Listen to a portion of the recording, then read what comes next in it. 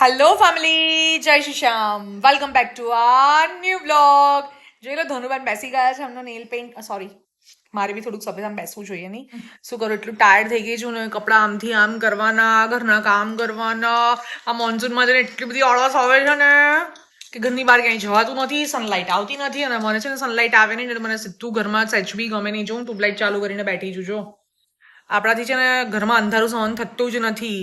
ઘરમાં અંધારું એટલે જીવનમાં અંધારું, ને જીવનમાં અંધારું એટલે તમારું ભવિષ્ય અંધારામાં.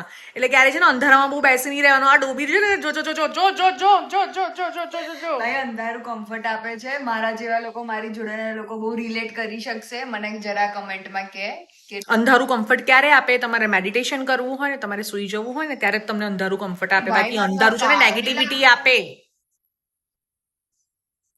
આ હાથ કોકનું ભાડે લઈએ એ લાગે છે.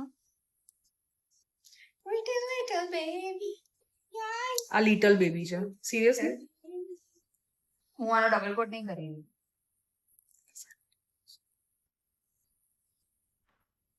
ધ્રુવબેન શું કરવા બેઠા છો તમે? Nail paint. અને બીજું કઈ કામ નહીં મળ્યું. કોલેજ વાળાએ રજા આપી દીધી છે. બીજું ધનુભાઈને પથારા ચાલુ કરી દીધા છે. આ બોટલ તો મારી છે. હા, એ જો આવી બધી બોટલ નહીં વાપરતી. મને મારા ભાઈએ સારી વાળી બોટલ ગિફ્ટ આપી છે, હું એ વાપરું છું. આખું રેડી થઈ જાય ને પછી હું તમને કહીશ એને શું કર્યું. મને તો ખબર જ નહીં પડી શું કરી રહી છે છે ઇન્સ્પો છે. ઇન્સ્પો કઈ તમારી પાસે, આપણી પાસે કોઈ ઇન્સ્પો છે? રિવીલ નહીં કરું હું. હા, ખબર પડી જશે ને જો ધનુને નથી આવડતી. પણ યાર મને તમને લોકોને ખબર પડી ગઈ ને આજે ધનુ કેટલા બૂમબરાડા કરે છે મારી ઉપર. અવાજ સાંભળ્યો ને તમે? એનો અવાજ સાંભળ્યો ને? પણ યાર બહુ ડાઈ ડમરી બને છે, બાકી છે નહીં. જીબડો હાથ વેતનો છે લાંબો. યાર તો મારું બહુ બધાએ સાંભળ્યું છે, એટલે એવું કઈ છે નહીં બહુ નવીની વાત.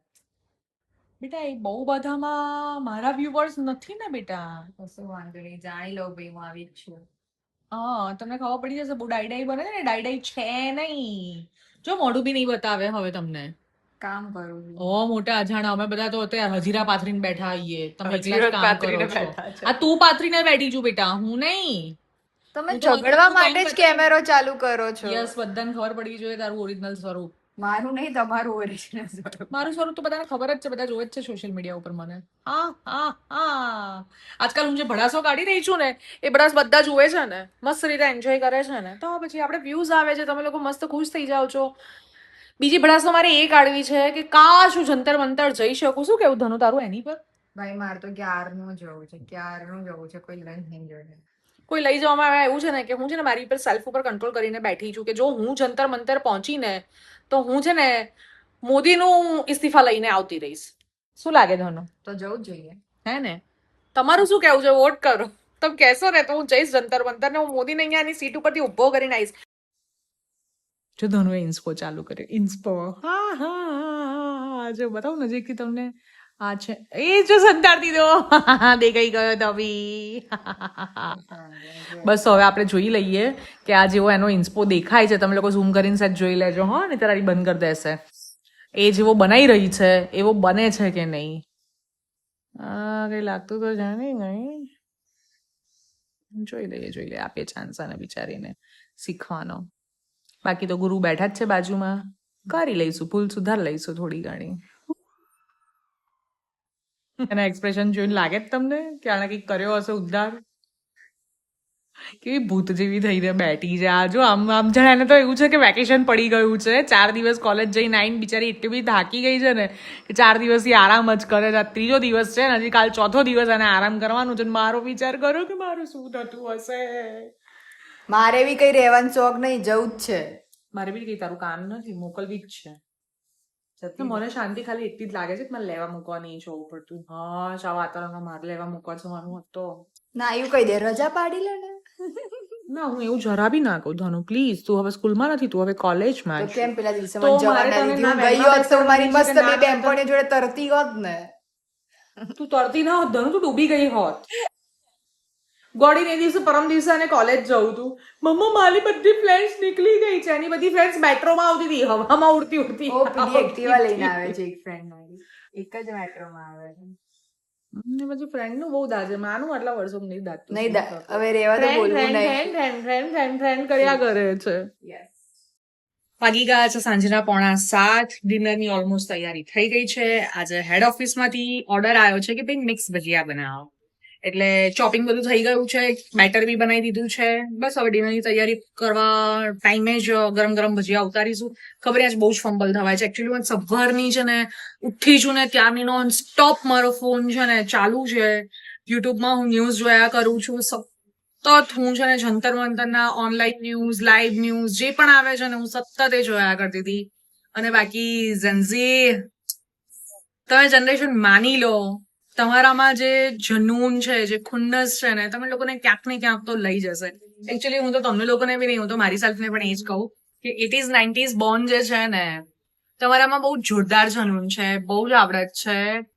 તમે ઈચ્છો ને તો સાચા વેમાં તમારી જો એ મહેનતને લઈ જશો ને તો ડેફિનેટલી આગળ આવશો. યસ, ઓફકોર્સ થોડું લડવું પડશે, ઝઘડવું પડશે પોતાના રાઇટ્સની માટે, પણ બસ આટલાથી તમે હવે સમજી જાઓ, જો મહેનત કરશો ને તો ક્યાંના ક્યાં પહોંચી જશો. Just unbelievable. અભિજીત દીપકે શું કામ કર્યું છે. ફરીથી એકવાર આ ન્યૂ જનરેશને સાબિત કર્યું કે પ્રયત્ન, સફળતા, સતત પ્રયત્ન તમને ક્યાંક ને ક્યાંક તો લઈ જ જાય છે. તમે નવી જનરેશનને એ કરાવડાવી દીધું જે કદાચ સરકાર વર્ષ સુધી ન કરી શકત ને સરકાર કરત બી નહીં, કેમ કે એની કોઈ ઈચ્છા હતી પણ નહીં. પણ seriously I proud of you. અને બાકી વાત રહી સાચા માટે લડવા માટે છે ને ક્યારેય ડરવાનું નહીં. હું તો છે ને બહુ બેધડક છું આ બાબતમાં. ખોટું આપણને ફાવતું નથી, ખોટું આપણાથી સંભળાતું નથી, ખોટું આપણને બોલવાનું ફાવતું નથી, ખોટું સહન થતું નથી. કદાચ મને જે ઓળખે છે ને એ લોકો આ જ રીતે ઓળખે છે કે આ 100% બેધડક. મારી સામે ખોટું આવશે તો હું સહન નહીં કરી શકું. સાચાને હું ક્યારેય છોડતી નથી એનો સાથ. કે સાચા માટે મારે દુનિયા ફાડવી પડશે ને તો હું ફાડી લઈશ. અને ખોટું આપણાથી સહન થતું નથી, સંભળાતું નથી, બધું જ છે. બાય ધ વે આજે થોડુંક આમ કહેવાય ને કે જનૂની છું અને એટલે જ સેલ્ફને કંટ્રોલ કરું છું કે કંઈક વધારે પડતું બોલાઈ જશે. કેમ કે મોદી સરકાર, શું બોલું મોદી સરકાર માટે. મને તો ક્યારની કંટ્રોલ કરે છે કે મમ્મા તમે બોલશો ને તો તમે કંઈક વધારે બોલી જશો, તમે કંઈક વધારે બોલી જશે. પણ મને જરા કોમેન્ટમાં ખાલી એટલું યાદ કરાવજો કે કોણ કોણ હરેન પંડ્યાને ઓળખે છે. જેને ખાલી આ નામ યાદ હશે ને એ વ્યક્તિ બસ સમજી જશે કે હરેન પંડ્યાને યાદ કરતા દરેક લોકોને એક મુમેન્ટ યાદ આવશે. અને મુમેન્ટમાં બીજું ઘણું બધું યાદ આવી જશે. બસ આટલાથી સમજી જજો who is નરેન્દ્ર મોદી. હશે એનીવેઝ, બાકી 100% જીત છે. ધનુ કાલે જ મને કહી દીધું મમ્મા ચલો ને આપણે પ્રોટેસ્ટમાં જઈએ, પણ સમહાવ રીઝન, મારું પર્સનલ રીઝન એવું હતું કે મારાથી નતું જવાનું. તો ડેફિનેટલી હું પ્રોટેસ્ટમાં જાત. હું ધનુને ઓલવેઝ શીખવાડું છું કે બેટા આપણા વારા વખતે આપણે કોકની હેલ્પ માંગવા જવી પડે એના કરતા આપણે કોકની હેલ્પમાં જઈને ઉભા રહીશું ને તો એ માણસ ઓટોમેટિકલી વગર બોલાય આપણામાં અહીંયા ઉભો રહેશે. એટલે ક્યારેય ઇન્વિટેશનની રાહ નહીં જોવાની, જવાનું, સાચાની સામે કાયમ લડવાનું, સાચાની સાથે કાયમ સાથ આપવાનો.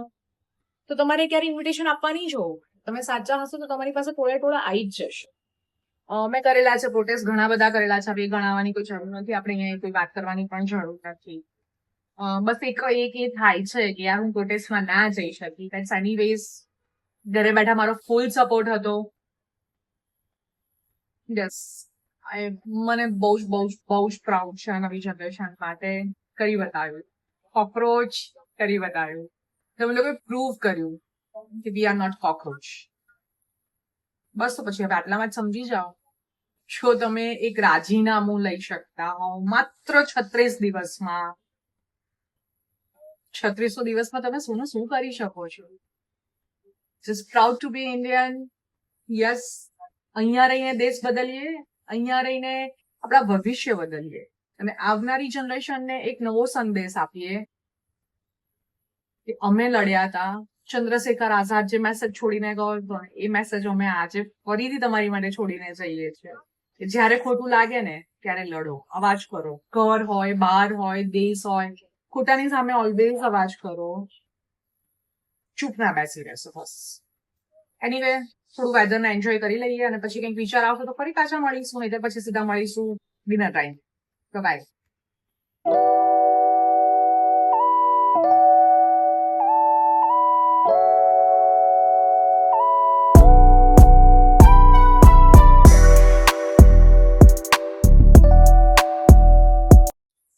જમીને ફ્રી થઈને બેઠા છીએ, ટાઈમપાસ કરીએ છીએ, મસ્ત વાતોના કપાટા મારીએ છીએ.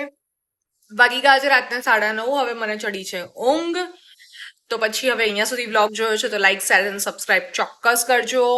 મળીએ હવે આવતીકાલના વ્લોગમાં. ત્યાં સુધી બાય, ગુડ નાઇટ, જય શ્રી શ્યામ.